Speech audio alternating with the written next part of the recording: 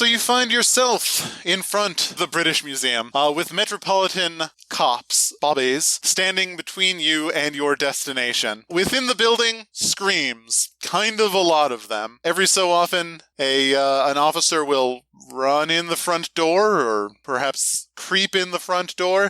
None of them thus far have returned from doing that. And around you there are a couple dozen Londoners who have sort of stopped to observe what is going on, kept at a pretty safe distance by barriers and police who don't want them getting any closer. What do you do? Well, I've got bad news. The door, and really many objects in this area, are clearly tainted by time travel. So whatever we're here for, I don't think we were the first ones to arrive. Yeah, I'd say not. There's something causing chaos in there. What do we do? Just rush the door? Should I get the cops talking so you guys can get in? We may be able to talk our way in. We may be able to sneak in. You're awfully dexterous. I could maybe convince them that I'm a researcher sent here to figure out what's going on. That's good. Or I could just go up to him and talk to him myself. Do you have a compelling reason that they should let you by? Well, I'm part of Her Majesty's Highland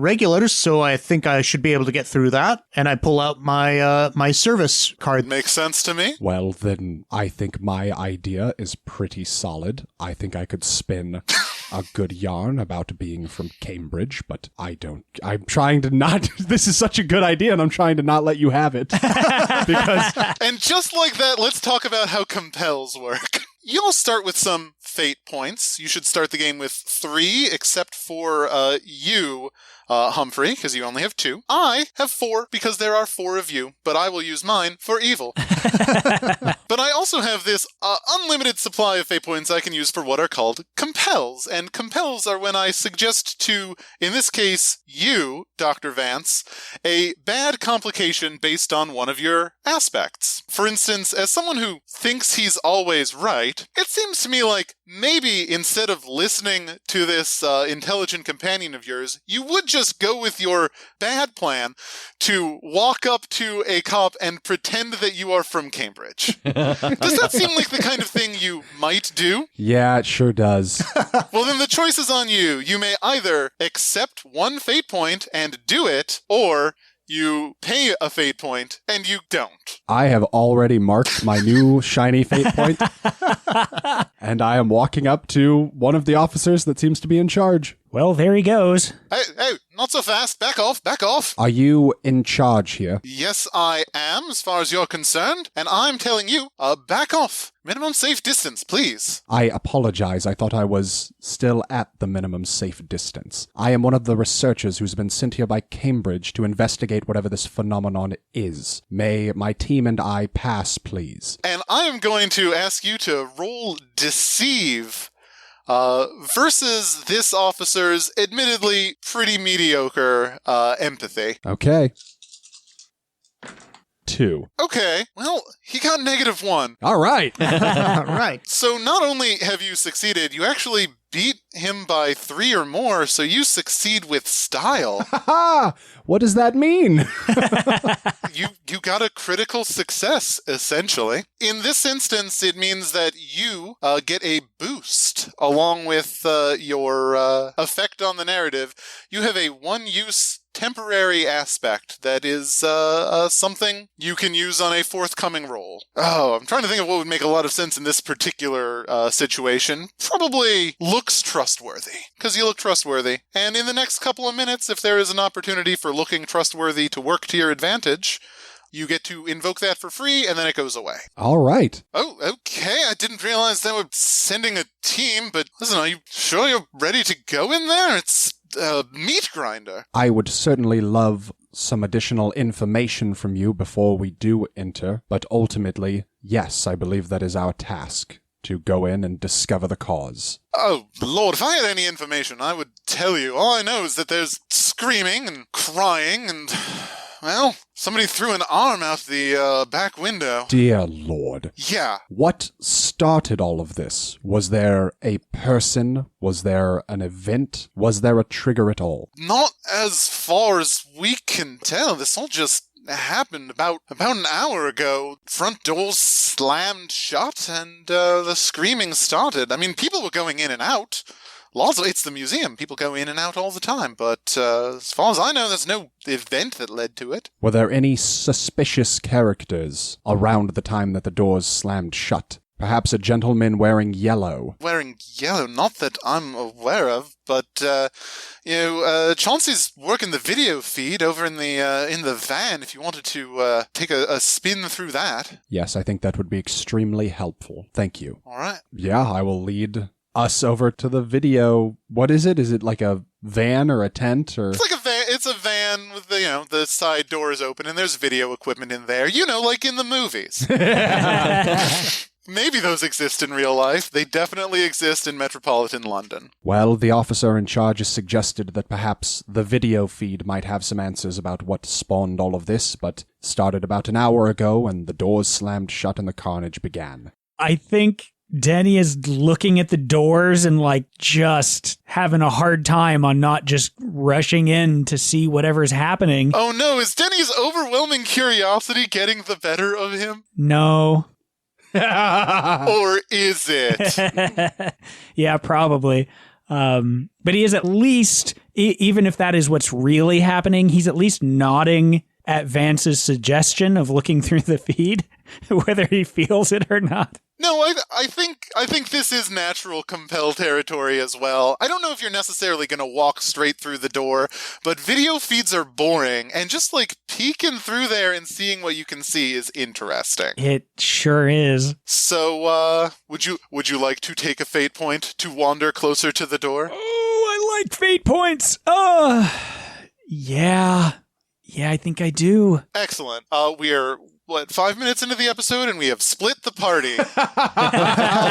Either of the rest of you, do y'all wander with Denny, or do you leave him to his own idle curiosity? I think that I would be interested in seeing the video feeds, but I am constantly keeping Denny out of trouble, so I think I would end up seeing him go that way and break off from the other two. That makes sense. So Humphrey and Denny head towards the door. Noel, where are you going? Yeah, I would go to the van. Let us go in and check out the video surveillance. All right. I'm going to leave you, Denny and Humphrey, for a moment, and let's look in this van. As you get closer, it's full of computers, and it's got an antenna on the top, and there is one officer who's sort of scrubbing through a lot of video footage from the door of the British Museum. And there's actually a lot of footage. You may or may not be aware of this, but London is the most surveilled city on the planet. So there are lots of cameras pointing at this door.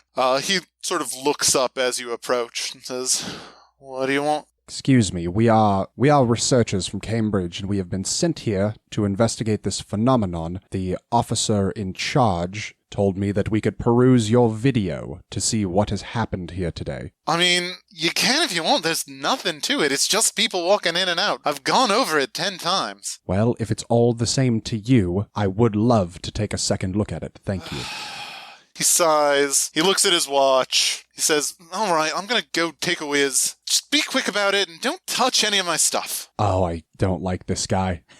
Just my eyes kind of narrow and I go, "Of course." Gives you a look as he leaves, and there you are with a bunch of video equipment. I want to get inside the van and gesture for Noel to join. Yeah. And then shut the doors. This is my van now.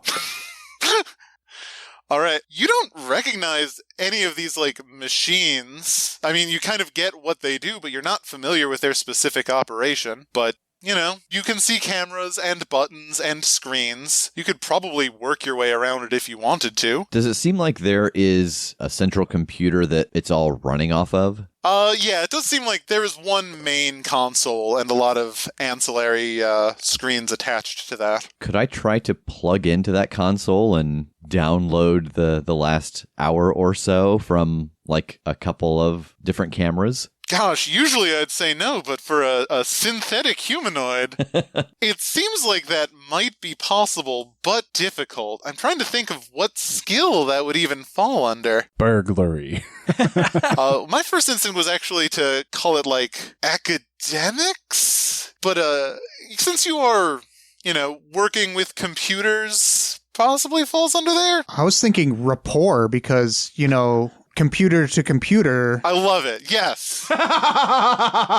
This is a specific application of rapport, and I would like you, ideally, to get a +3 on this, a good +3 result. Yeah, I'm not gonna. I mean, that's not true. I might. Here we go. 0. Okay. So now let's talk about one of the other things you can do with fate points. You can invoke aspects. You can invoke your aspects for a +2 or a reroll. It costs a fate point to do so, but you could, for instance, invoke, the Uncanny Valley is the obvious one. Yeah. Or something else that sort of justifies you putting extra effort into this to go from a failure to a success. Boy, I have a 0 in rapport. My bad. I feel like if I try it, I'm almost going to have to try to do both versions of that. I mean, you could do 2 +2s, and that would guarantee you a success if you invoke 2 of your aspects. Or you can accept that, no, this information is not going to come to you. Yeah, I think that all of her ports, they're just too advanced. These are all USB, and she's rocking HDMI. Well, that is unfortunate. Because you have failed, something bad happens. And in this case, I think that as you are trying to kind of plug yourself in, Officer Chauncey comes back and starts trying to open the door. Did you lock the door behind you, Vance? I absolutely did. Starts trying to open the door and starts banging on it and shouting, "Hey, what are you doing in there? Hey!" Through the door, I just say, "My apologies, I seem to have accidentally tripped the locking mechanism and now I can't figure out how to undo it. Oh, these vehicles will be the downfall of me." I think once again I'm going to request that you roll deceive on that for this lie you're telling. Don't forget the little thing you wrote down. Yes. Yeah, I look trustworthy. So how do I invoke looks trustworthy? It is a boost, so it is free. If you say that, I want to invoke that, and it's after your roll, so you aren't going to waste it. Okay. If you want to invoke it, you just say you do, and then you get a +2, but then the aspect goes away. Okay. So how'd you do? I got a -2. Okay, so the Officer Chauncey got a 0 in his empathy. So he does not currently believe you because you lied so bad. And so if I invoke this aspect to bring it up to a tie, that's not a success, right? No, that would be kind of a success at a cost. Okay, I'm gonna do that though. I mean, I think the cost of this is that Chauncey believes that you have made a dunderheaded move, but he also has the keys to his own van. So he does unlock the door and gives you a once-over. Well, you look trustworthy, but I don't think I want you messing with my equipment anymore, eh? Why don't you go on? I will look at Noelle to see if she's willing to scuttle off. No, you still have your, hands in the console? Yes, it seems there's nothing to be found here. Well, Chauncey, I suppose you were right. Anyway, that's when the fighting starts happening at the door. So let's cut over to Denny and Humphrey. Denny, you have crept closer to the door to see what you can see inside, yes? Yeah. And Humphrey, you are along as well. Correct. What you can see through the door is that the sort of front hall of the museum has been trashed. There's glass everywhere from display cases that have been crushed. There are bodies. A couple of them. And there is also, growths? Might be a way to describe it. Ugh. Almost as if, parts of the floor have risen up in weird, you kind of want to call them almost tumorous, but they aren't organic. They're like rock tumors coming out of the ground. Whoa. What do you make of this? Danny, I do not think that we ought to be here at the moment. We should wait till everybody gets here. I mean, we gotta see what is doing this, though. I know, and it's important that we get this done, but look at what's happening there. That's not natural. I'm going to ask the two of you, if you could, to roll a quick notice for me. That'd be a 4. I also have a +4. Wowzers, y'all are good at noticing things. Which is why you can see towards the back of the room, amongst these bodies, there is movement. I'm going to pull out my 9mm that I have in my shoulder holster inside my jacket, and I'm going to grab Denny by the shoulder and be like, let's back off, lad. Come on. Let's wait till the other two get over here, and then maybe we can figure out this. There's something moving. It could be somebody hurt. All right, and I'm going to go inside. Yeah, there is a, as you get closer, you can see this pile of dead people. One of them is sort of twisted, well, one of these people, not dead, evidently, is twisting and writhing. They're sort of buried underneath a couple of other, much more obviously corpses, because they are definitely lacking enough body parts that they cannot be alive anymore. I'm, like, holding my hand out to tell Denny to stay back while I figure this out.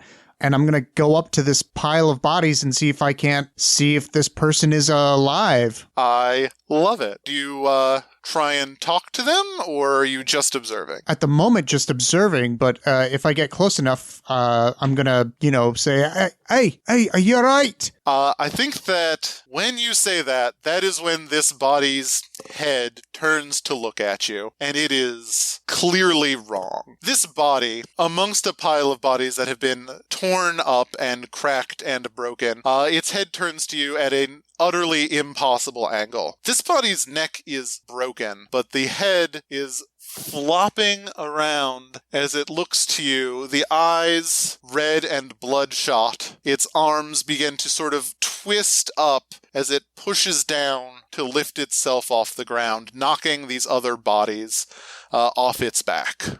Oh, and I'll brandish my pistol at it.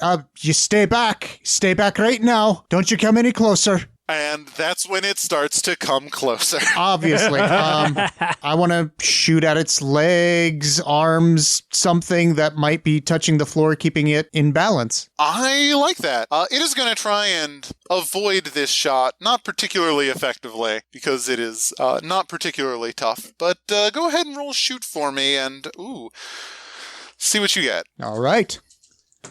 +3. +3. It rolled a +2 on its defense, which means that you have done one shift of physical damage to it. I think in this case, like, you shoot it. That bullet absolutely connects at this distance, and it does not appear to particularly notice. Some chunks of its leg go flying off, but it is still standing, and it is still approaching you. Denny, what do you do? Well, I mean, when he told me to stay back by the doors, I didn't.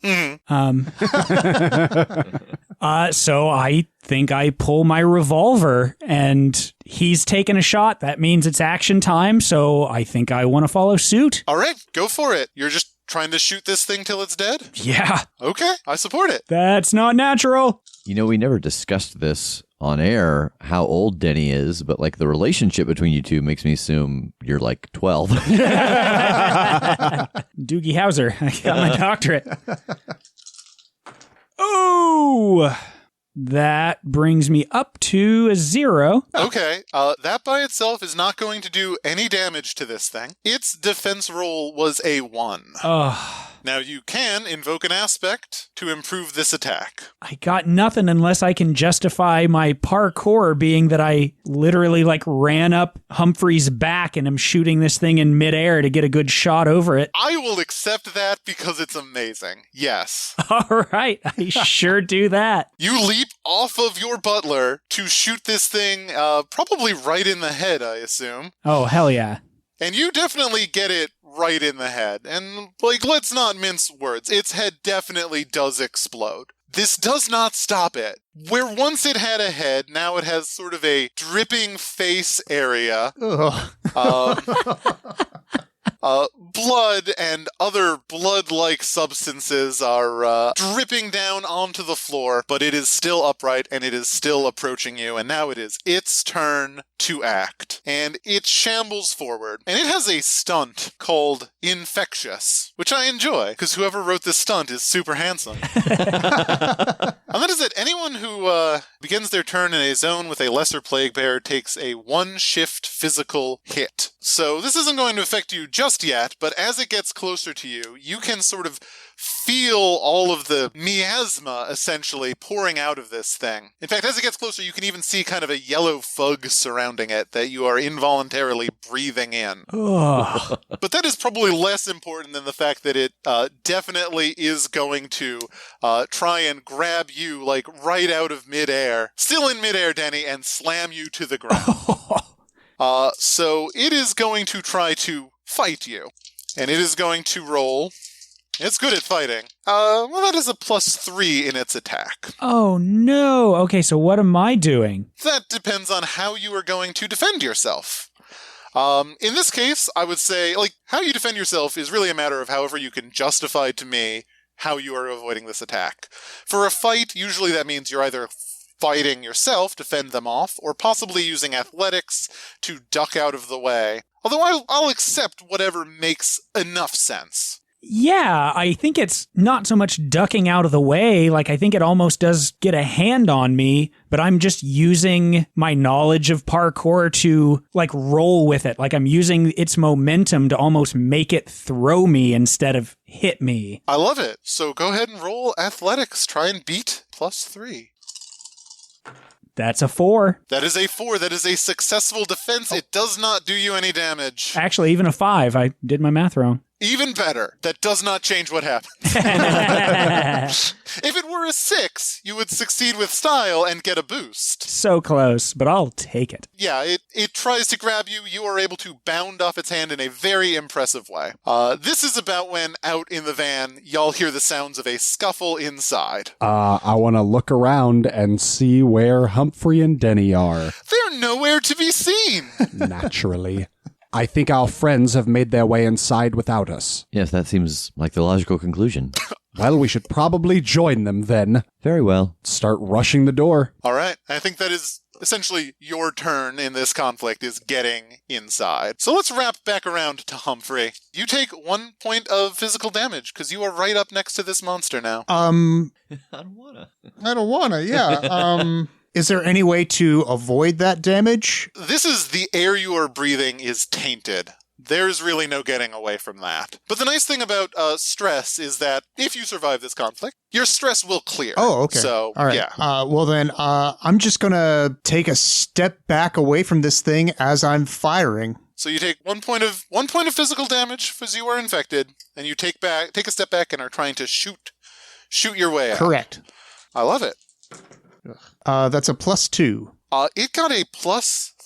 Oh. In what is essentially its physique's ability to absorb this shot and not care. You can invoke an aspect. Oh, that's right. I always keep my equipment clean and maintained, so, you know, You don't go with quick on the draw on this one, huh?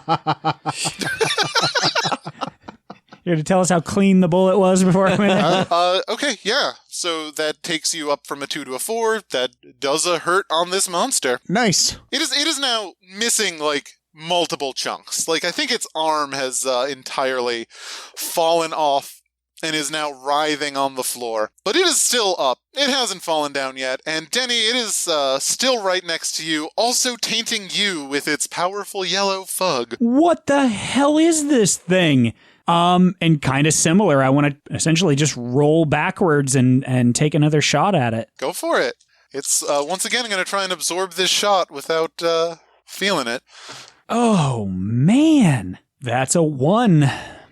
It actually did roll a 0, but I'm gonna use one of my fate points on this one, one of my limited number, because this thing is it has the aspect bent on destruction. Ooh. And I'm going to invoke that aspect to give it a +2 to beat your attack, because it does not want to lay down and die. It wants to smash. So you, lop off its other arm with your gun, but it does not even seem to care. It is still loping towards you. Oh shit.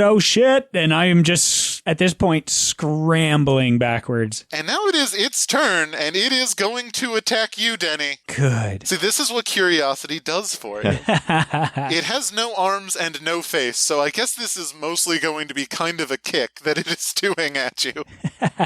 It is going to try and fight, and it gets a 0 on this roll, unfortunately. But it is still an attack, so you have to defend yourself. Yeah, I mean, sort of same stuff. I just want to try to anticipate here and leap past it. You know, I want to try to cartwheel out of the damn way. Okay. How's it go? Let's see. What's a 6 give me? Ooh, that is a success with style. Not only do you not take damage, you get a boost you can use. A temporary aspect, something along the lines of good position. Now is the time that Vance and Noel, you make your way through the door. Vance, what do you do? These two folks who you've been traveling with are being attacked by half a person at this point. I think I want to take my moment to size it up. I'm not a great fighter, but I want to look it over and try and find anything that seems like the big red button. You know, if there's anything that seems like it will clearly be a weakness on this creature. Ah, yes, of course, and get your sized up aspect for free. Yes. I love it. So you do take a moment to size it up. And what you can tell is that there don't seem to be a lot of particularly, vulnerable weak points on this monster, but it is generally fragile. Okay. It seems like it is about to fall apart, and it is not as big and scary looking as it is. It's pretty clumsy. And I muster all of my courage and all of my gravitas to say, Noel, get it.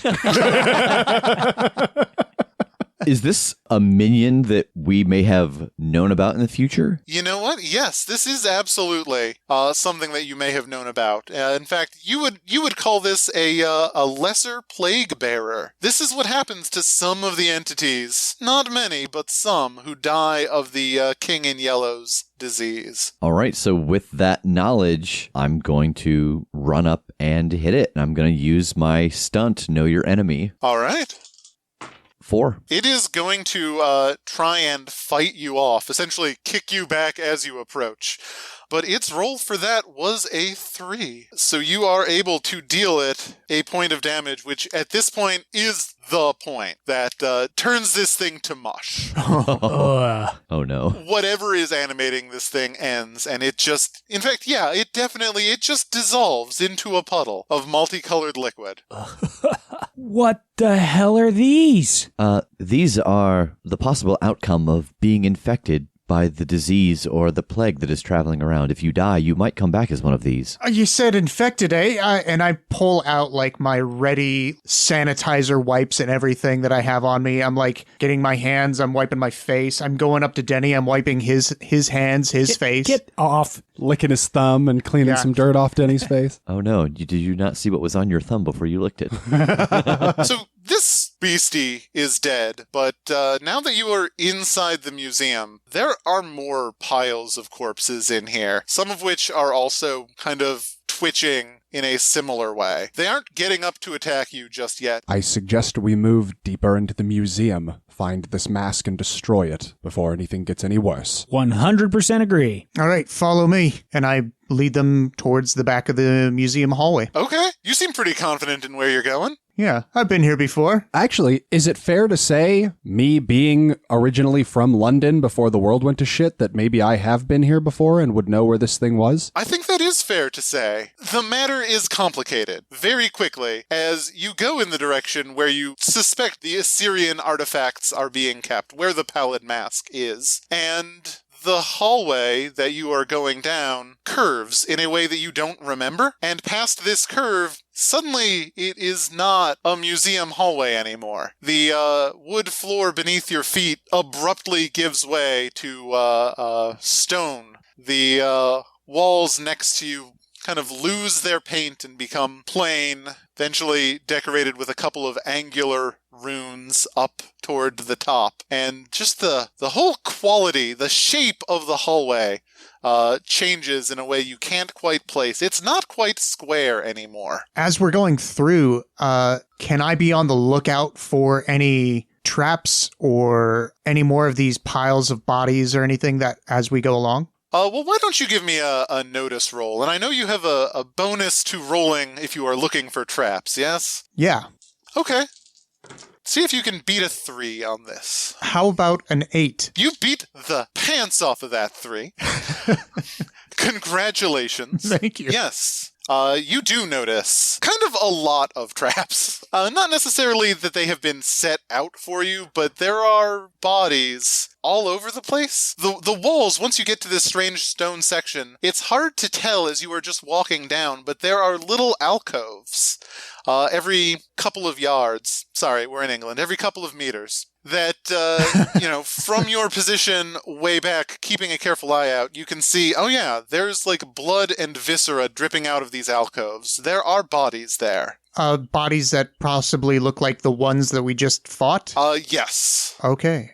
Fellas, lady, take a look at these alcoves over here. I would suggest that you stay clear of those. It looks like it's a couple more of those creatures inside those. So what the hell is this, though? Like, is this what you meant by seeing the time change or something? Something affected this somehow, right? Yeah, does this area read with the time travel-y glow? Interestingly, I'm gonna go with no on that. I mean, it's obviously not normal, but it doesn't read like this has come through time. Unfortunately, I don't think this is a result of time travel specifically, but it is a result of some strange phenomenon that I don't know. Huh. The thought of this being connected to, that wherever we are now is connected to the museum. Could I use my corruption stunt here to try to see if I know a piece of lore about how some ancient one or an avatar of an ancient one could connect to times and places together?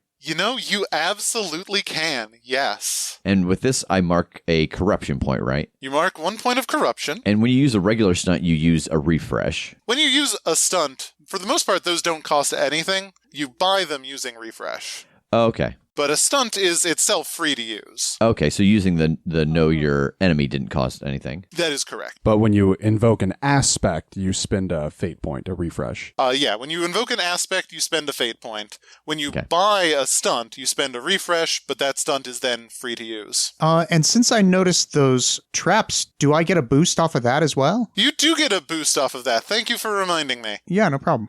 I'm just gonna give you a boost, something like aware. Very aware. Okay. And that's going to come in handy very soon. And just to ask more about the mechanics of it, too, since the situation I was in has passed with the one I got for that good positioning in that fight, that's gone. That has kind of gone away, yeah. I assumed. I just wanted to... Once it stops making sense, it no longer particularly exists. Very cool. And what did you get on your roll to know, Noel? 8. Nice. That is such a big number. It is. Specifically, this is a skill that lets you know an aspect about an eldritch entity. And you are, in fact, in an eldritch entity right now. Oh, no.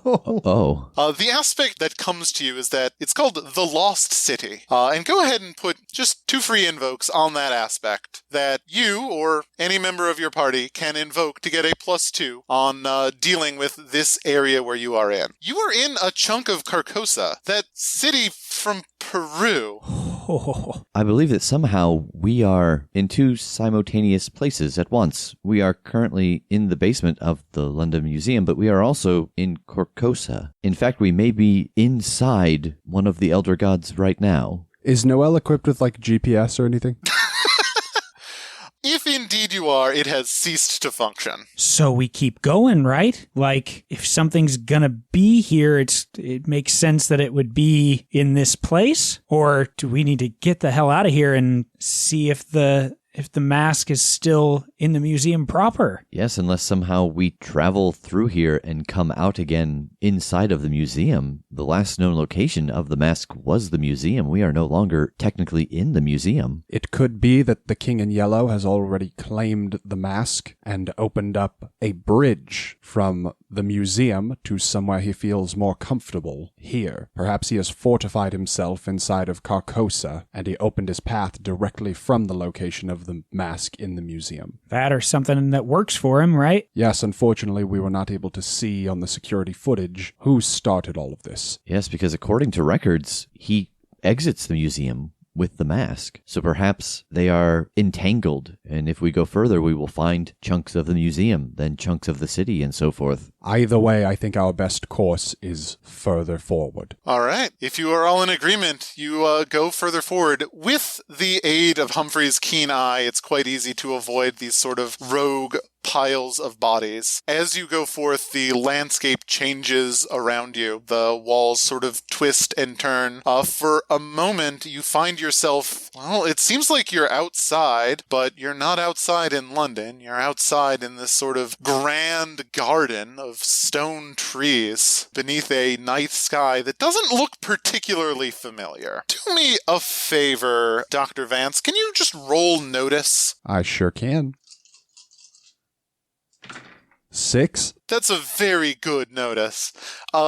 You catch a little something in the corner of your black eye. You catch a little glow as you kind of emerge into this outdoor area with lots of paths leading away from it. One of them does have a weird little shimmer to it. Ah, there. There is the mark of time travel. Oh, so if we go down that path, perhaps it will take us back to our proper location. Who knows? Who knows? I left the instruction booklet for this eye back home. Oh, hell, I don't know.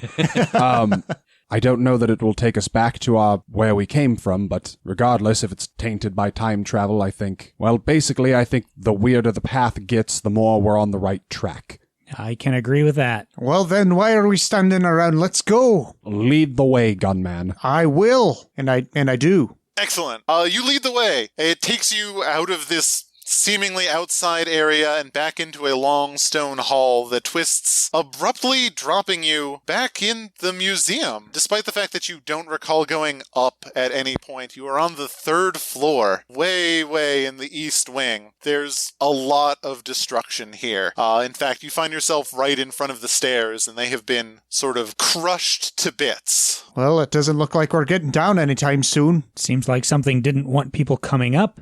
Are there any sounds that are noticeable as we're walking around these stairs? That's a very good question. I think that there are plenty of kind of smashing and screaming sounds happening from throughout the museum, but where you are right now is a little bit quiet. In fact, for you, because you were so damn attentive, I'm going to let your kind of last noticing things ride on this, and say that what you notice nearby is somebody gasping for breath that is coming from above you, actually, on the 4th floor. You guys hear that? It sounds like someone's having a hard time breathing. Now that he points it out, it is obvious. Near the stairwell before you, near these kind of destroyed, smashed stairs, just above you, somebody is gasping for breath. In fact, if you look up there, you can see little drops of blood, bloop bloop, coming down. How broken is this? Do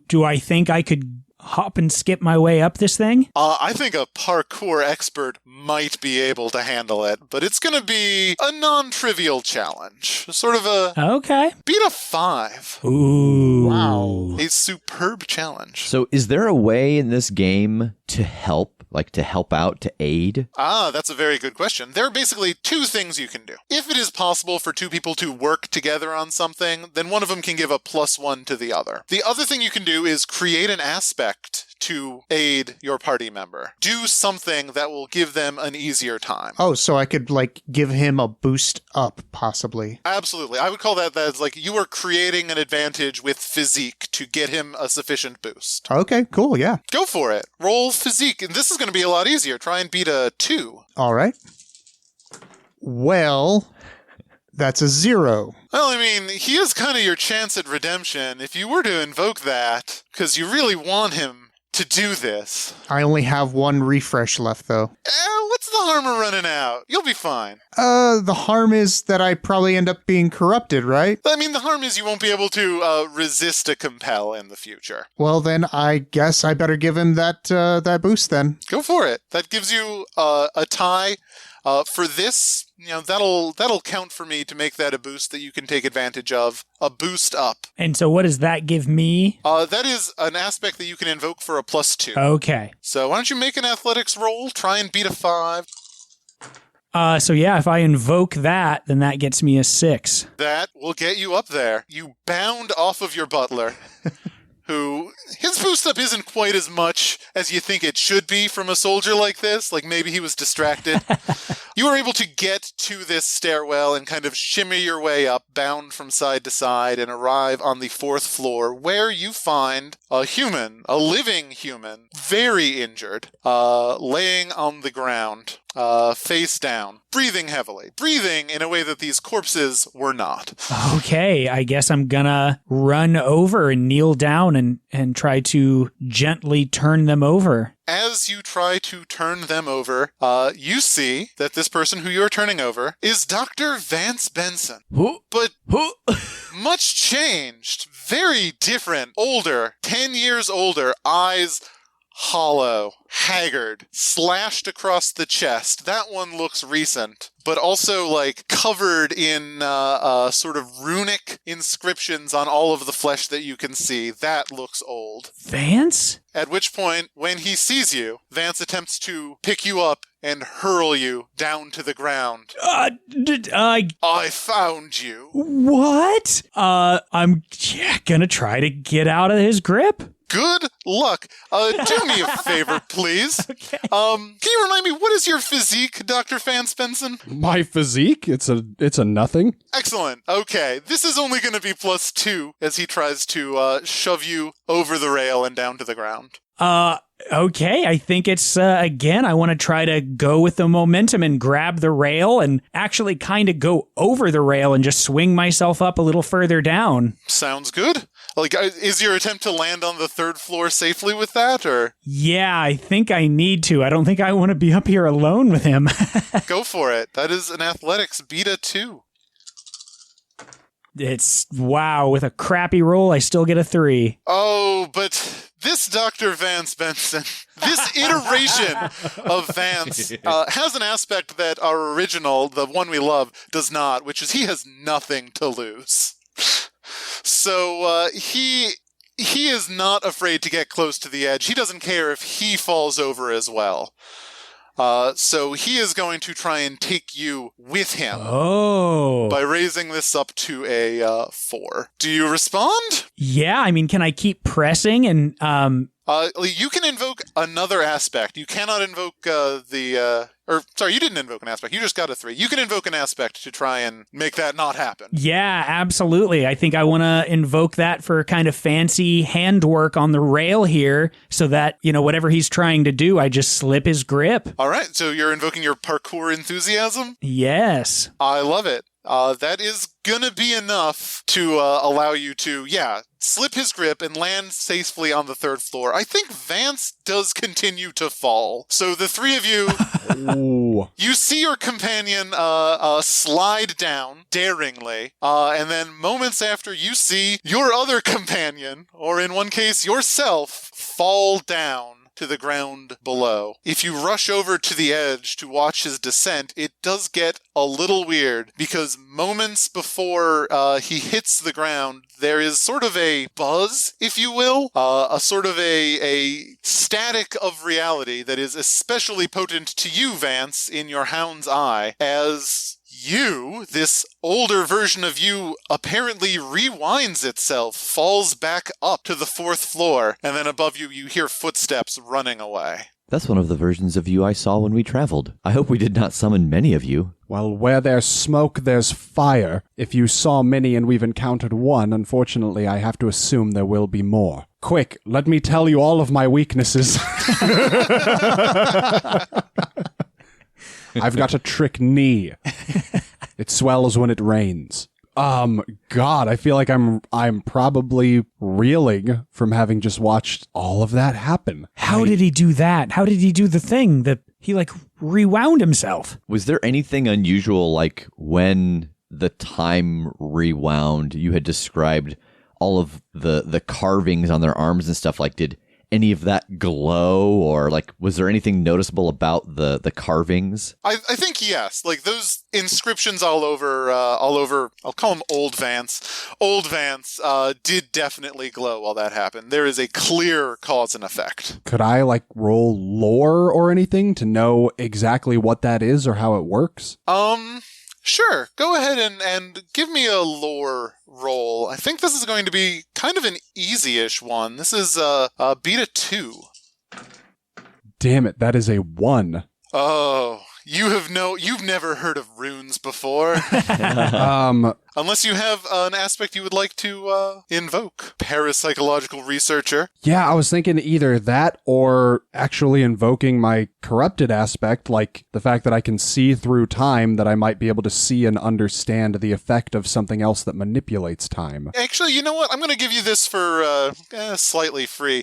The aspect that Noelle made earlier about Carcosa knowing the Lost City with 2 free invokes on it, you know this has something to do with the Lost City. If Noelle will let you invoke one of those free invokes, you can take that one for free. Yeah, I think that having this knowledge of the Lost City, if he is kind of rambling out the names of some of these, I start cycling through the ones that are familiar and spitting them back to him. Right.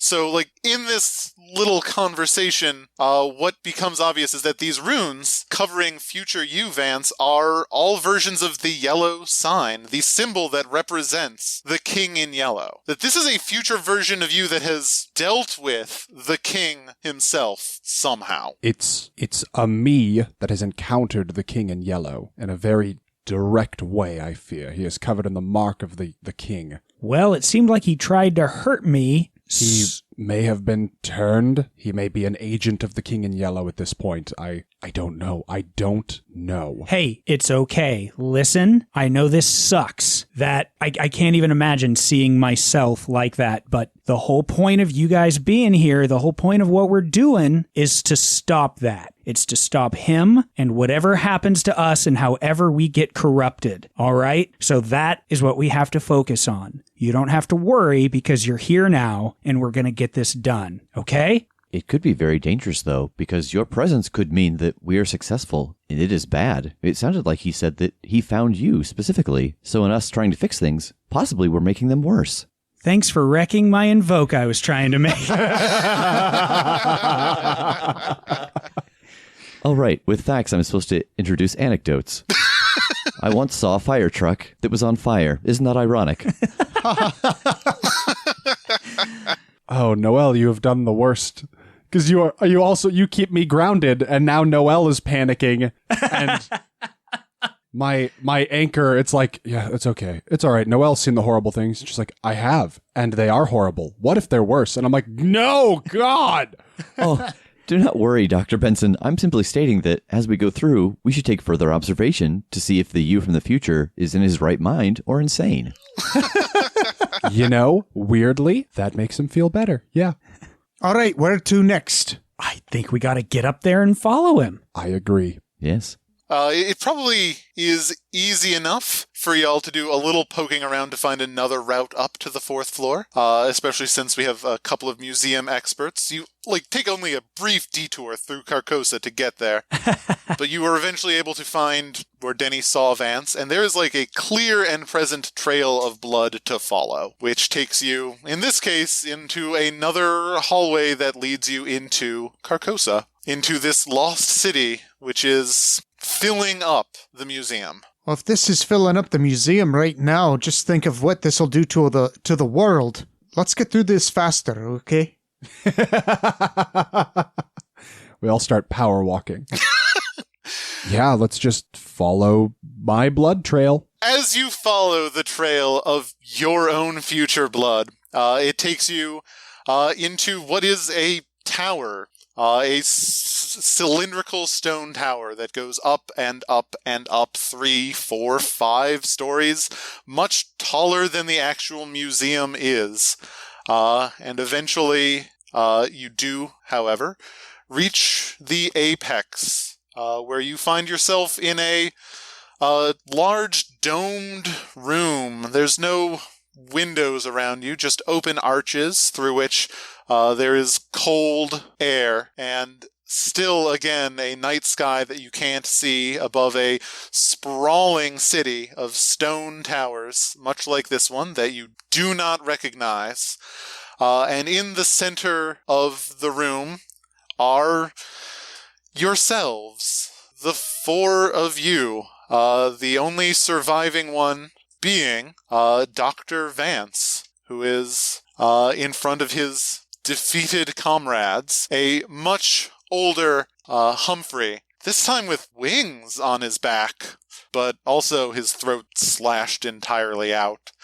A Denny, whose flesh appears to have been stripped off, but that isn't what killed him. All of his bones are shattered. And, well, Noelle doesn't actually look any different, except in as much as her sort of center of mass has been ripped open and the brain within removed. And there is Vance, curled up in a ball, bleeding, who looks up as you enter, says, "I failed. What were you trying to do?" I was trying to stop you idiots. You made it so much worse. All of you made it so much worse." All right. Hey, calm down. We're here and we can fix it. If you tell us what you know, we can fix it. You brought him back with you, not you. He points angrily at you, himself. He points angrily at himself.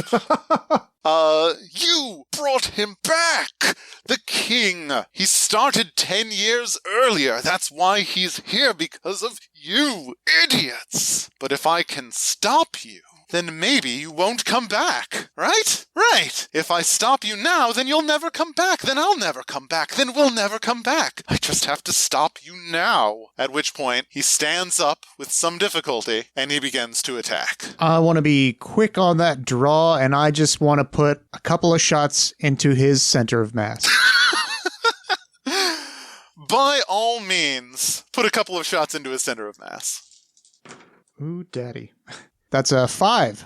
Oh boy, do you ever put some shots into his center of mass. Does he try to, protect himself at all? I mean, when the gun comes out, he does try to, evade, but he doesn't stop approaching you. I think the most obvious thing that happens is that when he gets shot, these runes start to fizzle, and you get the sense that he is trying to rewind this attack, but he is unable to.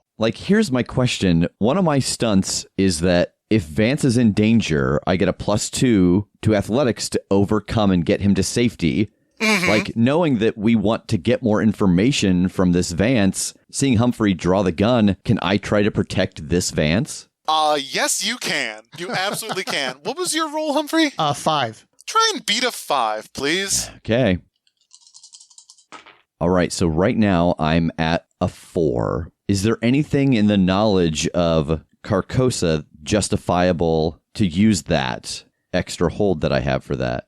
I think that what happens is that you know enough about Carcosa to know that these sorts of towers are not uncommon in it, and there are often large platforms on the outside of the windows. That the only way you can stop this is to essentially push old Vance out of the arch onto this platform. Okay. Yeah, I want to run at him and grab him and leap out onto that little balcony. You do very that. You grab old Vance moments before this shot goes off, and yeah, you knock him through the arch, down a few feet, land rough on a little balcony out there. Dr. Vance, I need you to listen to me. You did this? Do you remember meeting us? What? Do you remember meeting us when you were younger? Did this event happen? No, I need to stop this event. No, you have just changed it by encountering us. If you can give us the information you have, us going forward are no longer the you that failed. No,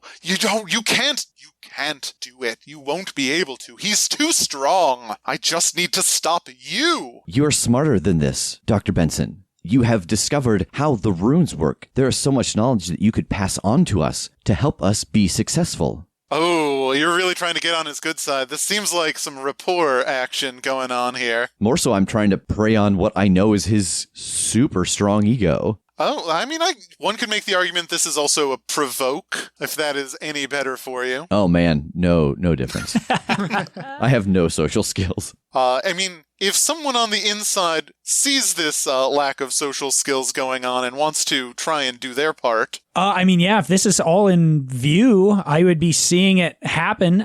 Yeah, and I think that while, I'm just continuing to talk metaphysical facts at him, if you teach us how to use this magic, we could all use it. And, things that went wrong, we could undo and just keep hitting him while the other people kind of approach to overhear. Yeah, I think I would be nodding along with Noelle.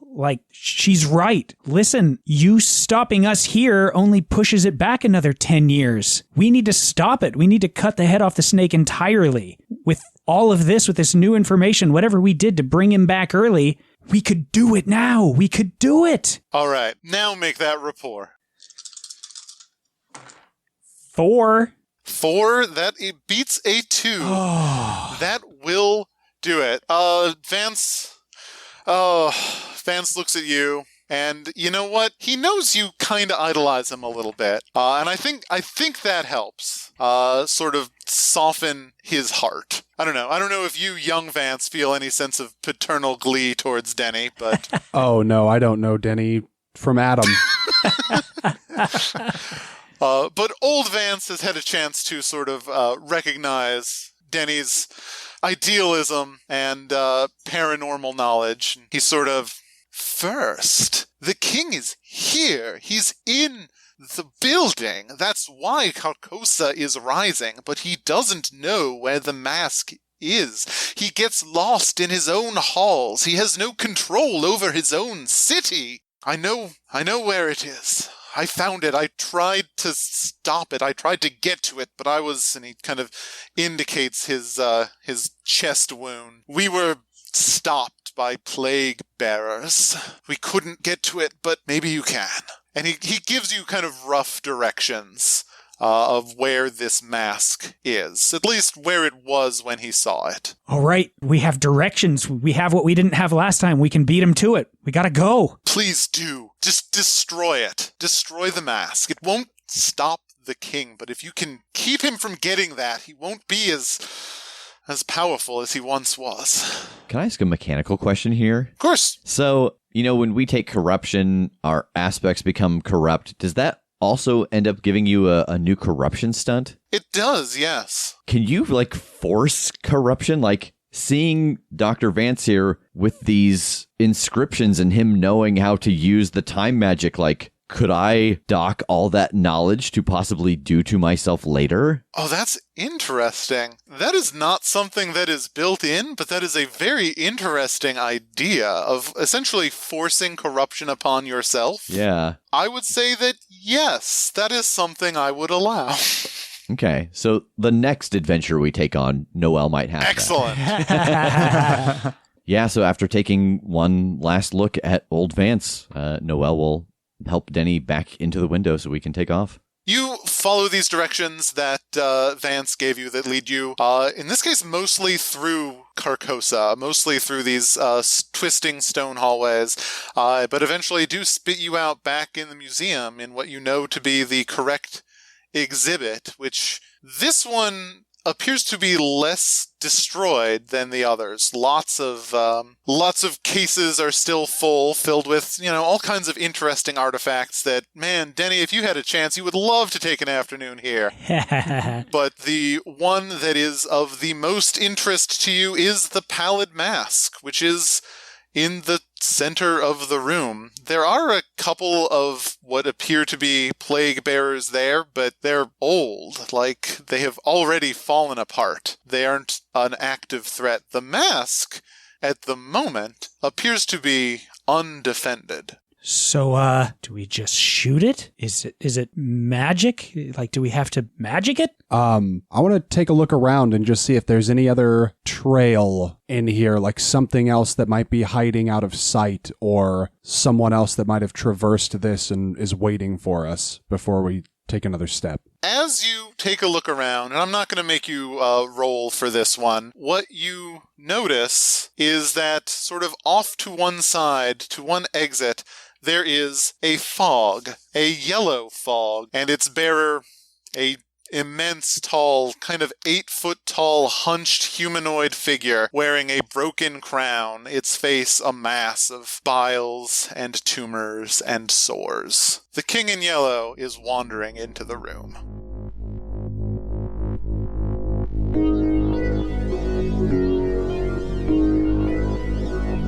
The stars are right for Great Cthulhu's return. It's up to you to make them wrong again. Fate of Cthulhu by Stephen Blackmore, P.K. Sullivan, Ed Turner, Leonard Balsera, Misha Bushyeager, and Sophie Lagasse is available now at evilhat.com. To enter for a chance to win your own copy of Fate of Cthulhu, visit thecritshowpodcast.com/FOC. Contest ends February 16th.